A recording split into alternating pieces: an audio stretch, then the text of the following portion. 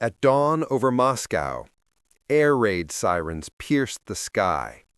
Dozens of Ukrainian drones raced toward the Russian capital in a coordinated strike, the largest since the war began.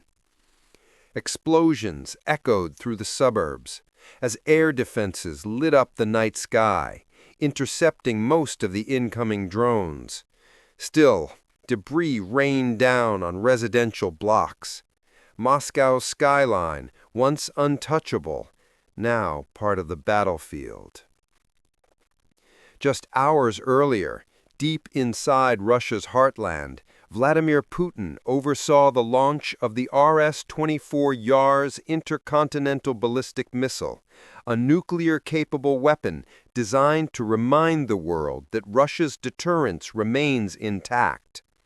It was more than a test, it was a message. And that message was clear. Russia will defend its sovereignty by any means necessary. Across the border, in Ukraine's Kyiv region, the night burned bright.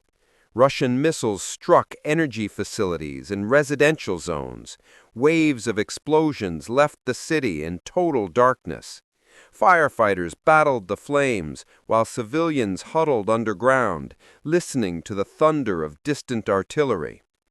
In Kyiv, President Zelensky responded with defiance. Ukraine's strikes on Russian soil, he said, were acts of self-defense, a mirror to Moscow's own aggression. Western analysts now believe these drone attacks mark a new phase of the war, a psychological and strategic offensive meant to bring the conflict to Russia's doorstep. Meanwhile, in Paris, French President Emmanuel Macron addressed the growing nuclear tension. NATO, he warned, would not stand idle if Russia crossed the line. "We are ready," Macron declared, "to defend Europe and the principles of freedom." Back in Moscow, state television replayed the Yars launch again and again, a cold reminder of nuclear might.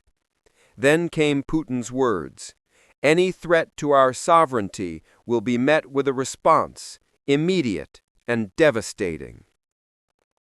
Tonight, the war enters a darker chapter. The skies over Moscow and Kharkiv no longer distinguish between offense and defense. Drones and missiles now cross borders daily, carrying not just explosives, but the weight of global fear.